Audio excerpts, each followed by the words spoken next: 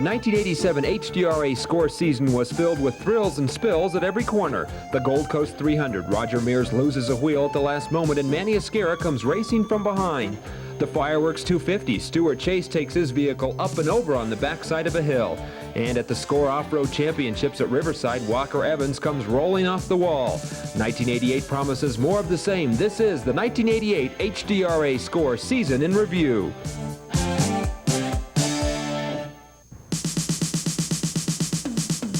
The 1988 season got off to a quick start on the final day of January in Parker, Arizona. 452 racers fired it up at the start line. A three-way battle developed for the overall victory, led by Bob Gordon and Tim Crabtree in Class 2. In Class 1, Jim Stiles battled all day long with Tom Koch. Koch winning the class by just a minute and a half.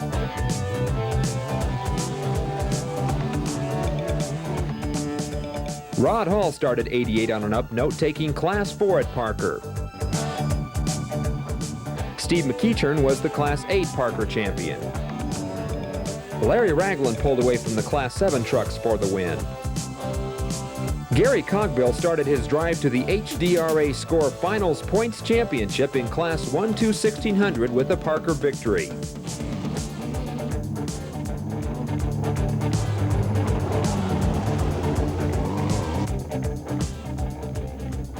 Steve and Tom Martin were the first to cross the finish line, but a penalty cost the Martins and Jim and Mark Temple any chance at the overall crown. Gordon and Crabtree took the title and drove off into the sunset, champions of the 1988 Parker 400. The second stop on the tour is the Gold Coast 300. Tech inspection takes place in the Gold Coast parking lot, but the real action is just at the end of the pavement near the start line in Jean, Nevada. Jack Johnson picks up his first win of the season for Nissan in Class 4. Indy driver Jeff McPherson makes a successful return to desert racing on this day, taking home top honors in the Class 7 4x4 competition. Dave Schopp beats the rest of the big trucks to the finish line in the Class 8 race.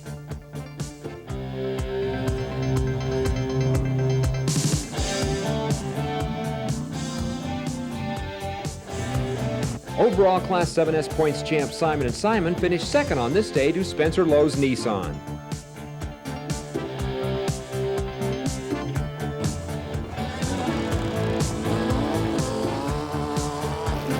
Manny Esquera wins the rematch in Class 7 as Roger Mears fails to finish. Mike Church takes the Class 10 crown. It's a preview of his overall season class points win.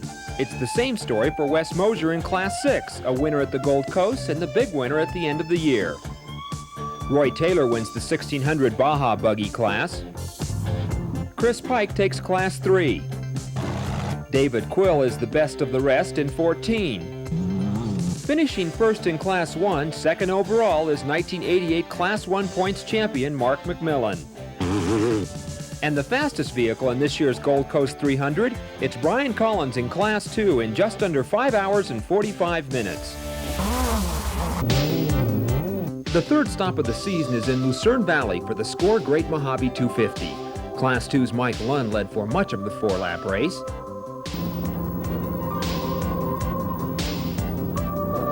When the dust had cleared, Danny Lettner was the first across the finish line, but because of a faster elapsed time, Willis Hamilton and Danny's son Marty were awarded the first place overall trophy.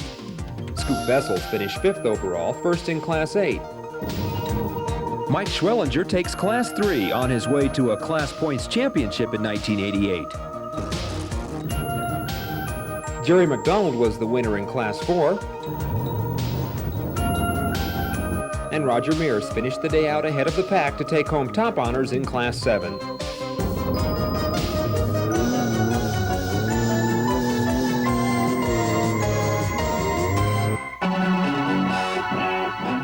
Next up, the bright lights of Las Vegas and the Nissan Mint 400. Billed as the richest, the roughest, and the toughest, this race and some of its side attractions brings in off-road's biggest crowds. It's one of the windiest days of the year and dust is blowing everywhere as the drivers leave the start line early in the morning.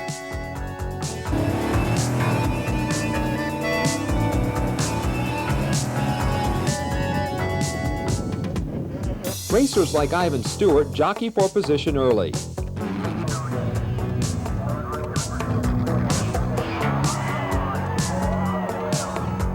One of the most popular spectator spots is at the Las Vegas motocross track, where, if one is patient, you'll undoubtedly see a spill or two. Last year's overall HDRA score points champion as a challenger class competitor, Rich Minga, is now racing in Class 5. Jack Johnson picks up his second win of the season in Class 4. Paul Simon has his race team clicking again as they pick up a win in the Stock 7 class. Roger Mears is contending in his class, but three wheels just won't cut it. Larry Ragland takes home top honors in Class 7. Mike Spina is the winner in the very competitive 1-2-1600 class. George Seeley Jr. is pushing things along in the unlimited Baja buggy class. Mike Leslie is beginning to build some momentum towards his 1988 Class 7 4x4 points championship with a win at the Mint. Robbie Gordon is flying along on this day, finishing third overall in the 1988 Nissan Mint 400. Jimmy Crowder comes all the way from Florida to take home the top prize in Class 2. And the 1988 Nissan Mint 400 overall winner, it's Mark McMillan racing home with the win in his Class 1 buggy.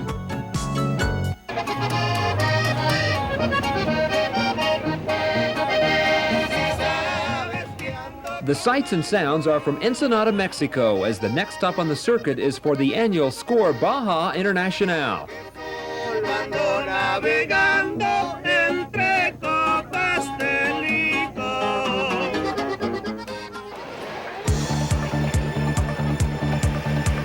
332 vehicles will make the 500-mile jaunt south of town through the Mexican countryside.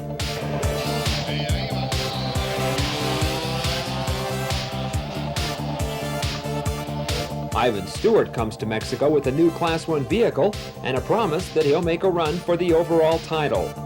That would mean passing up Class 1 favorite Mark McMillan.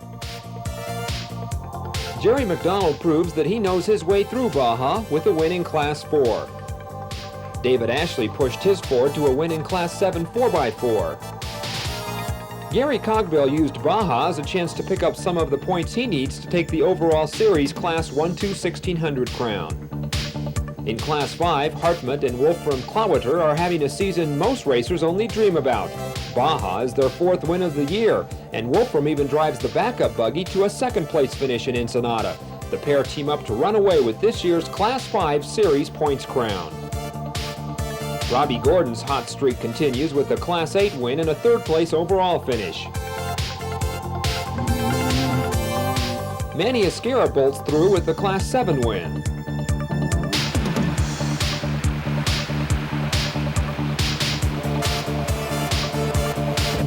Paul Simon cranks it up for another win in Class 7S.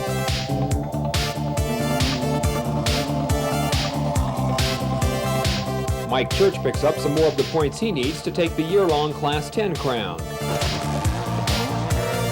Keeping pace with son Robbie, Bob Gordon takes the Class 2 win. And Mark McMillan makes it two in a row with the fastest time back to Ensenada in this year's Baja Internationale.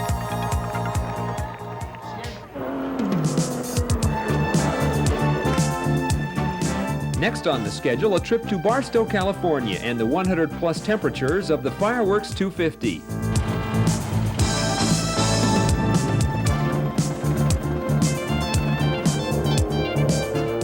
It was a tight race in Class 7 with Roger Mears fighting for the lead with Larry Ragland. Both, though, would falter, and Manny Esquera wins his second in a row. In Class 8, Walker Evans makes a run. But Robbie Gordon and Steve McEachern are dueling down the stretch. Gordon wins it by a minute and a half, thanks largely to a quicker pit stop.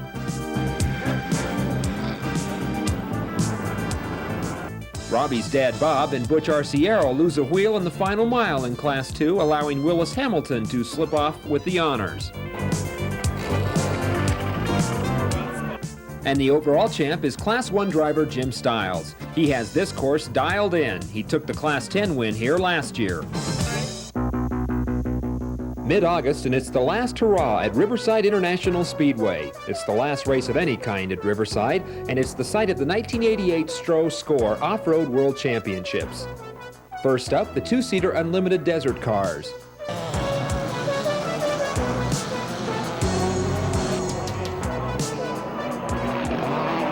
Bob Ritchie has the lead but can't hold on to it. Robbie Gordon on the pass.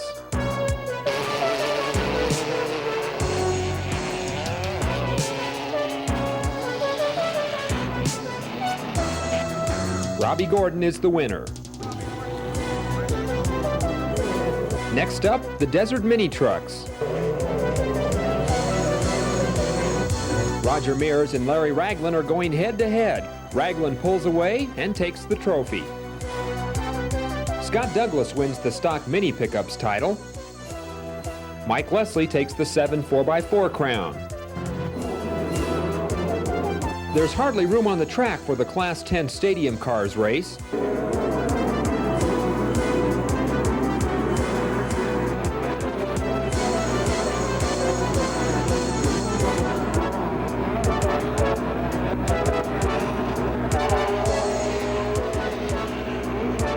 Frank Arciero on the roll.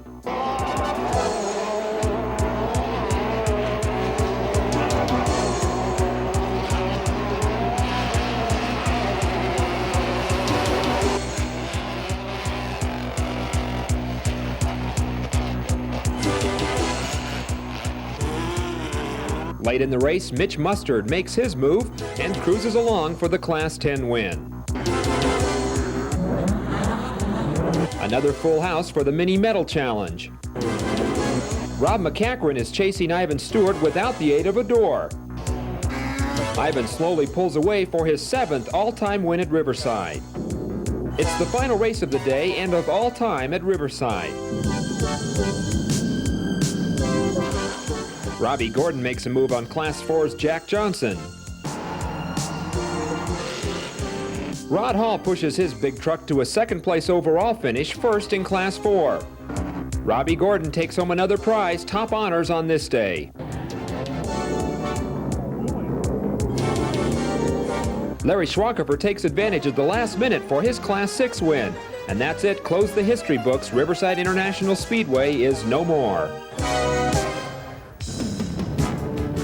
The setting is Pahrump, Nevada, for the last HDRA event of the season. It's the first annual Nevada 500, stretching through the southern part of the state.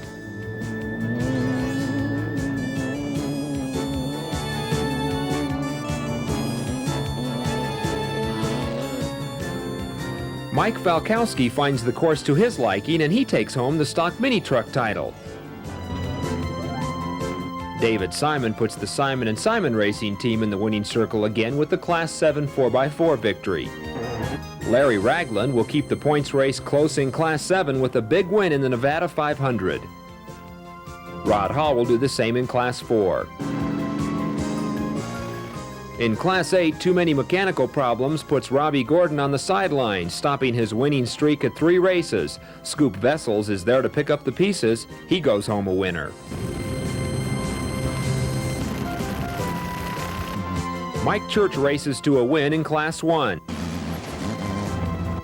Gary Bates is tops in Class 5, the Unlimited Baja Bugs. And Brian Collins runs uncontested for much of the day, streaking to a Class 2 and overall win in this, the first Nevada 500. The final stop of the year, it's back to Ensenada, Mexico for the Baja 1000, an international event attracting even a Russian team of racers. All eyes are on some of the close class points races, such as that in Class 7 with Manny Esquera and Larry Ragland. The Class 1 winner, again it's a streaking Mark McMillan. Mike Church wraps things up in Class 10.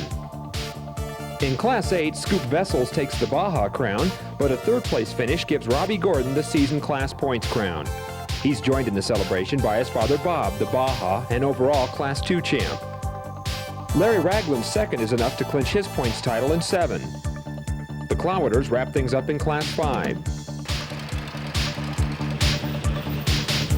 And in Class 4, Jack Johnson comes in with a big Baja win and a season points crown, showing the wear and tear of a long race and a long season.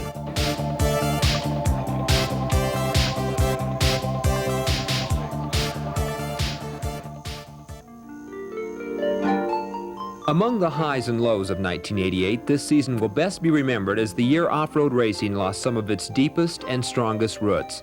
SCORE founder and longtime promoter Mickey Thompson and HDRA founder and current president Walt Lott. Thompson was instrumental in the development of off-road racing in the Baja Peninsula, and Lott was doing what he loved best when he suffered a heart attack during this year's Fireworks 250. Walt Lott once said, "I don't think there will ever be a time that I go someplace and I don't look at the trails and think of the possibilities for a race course." That is the enthusiasm with which Walt approached the sport he loves so much.